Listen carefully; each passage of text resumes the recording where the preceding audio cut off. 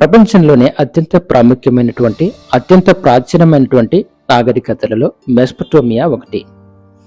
ప్రపంచ చరిత్రను స్థితిగతిని మార్చగలిగినటువంటి ఆవిష్కరణలు ఈ యొక్క నాగరికతలో జరిగాయి. మొట్టమొదట చక్రాన్ని ఉపయోగించినటువంటి నాగరికత వాసులు కూడా ఈ యొక్క మెసొపొటేమియా వాసులే.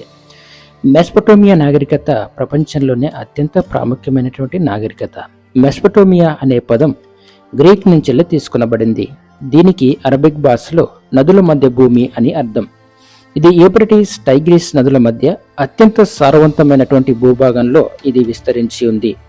ఈ నాగరికత అక్కడ ప్రారంభమైనట్లుగా చరిత్రకారులు మనకు వివరిస్తున్నారు. ముఖ్యంగా కంచుయుగం కాలంలో మెసొపొటేమియా, సుమేరియన్, అక్కాడియన్, బాబిలోనియా ఇంకా అస్సిరియా సామ్రాజ్యాలను కలుపుకుంది. ఆ తరువాత ఇనప యుగంలో నూతన అస్సూరియా, నూతన బాబిలోనియా సామ్రాజ్యాలు పరిపాలించాయి. దాదాపు క్రీస్తుపూర్వం 3100 నాటి నుండి క్రీస్తుపూర్వం 539 బాబులోను పతనం వరకు కొనసాగింది. తరువాత దీనిని అచమెనిద్ సామ్రాజ్యం జయించింది. క్రీస్తుపూర్వం 332లో దీనిని ది గ్రేట్ అలెగ్జాండర్ ఆక్రమించాడు. అలెగ్జాండర్ మరణం తర్వాత గ్రీక్ సెల్యూసిడ్ సామ్రాజ్యంలో భాగమైంది. మెసొపొటేమియా పార్థియన్ల నియంత్రణలోనికి వచ్చింది. అదేవిధంగా మెసొపొటేమియాలో కొన్ని భాగాలు క్రమంగా రోమన్ల నియంత్రణలోనికి రావటం వల్ల మెసొపొటేమియా రోమన్లు, పార్థియన్ల యుద్ధభూమిగా తయారైంది. దీని యొక్క ప్రారంభ చరిత్రను మనం చూస్తే పెలియోలిథిక్ కాలంలో ప్రారంభమైనట్లుగా చరిత్రకారులు మనకు వివరిస్తూ ఉన్నారు. మెసొపొటేమియా చారిత్రాత్మకంగా ప్రాముఖ్యమైనటువంటి నగరాలను కలిగి ఉంది. వాటిలో ఊర్, నివ్వూర్, నినివే, అస్సూర్ ప్రాముఖ్యమైనటువంటి నగరాలుగా ఉన్నాయి. అకాడియన్ సామ్రాజ్య స్థాపకుడుగా సర్గోన్, పాత బాబిలోను రాజ్యాన్ని స్థాపించినటువంటి రాజుగా హమ్మురబి ప్రాముఖ్యమైనటువంటి వారు.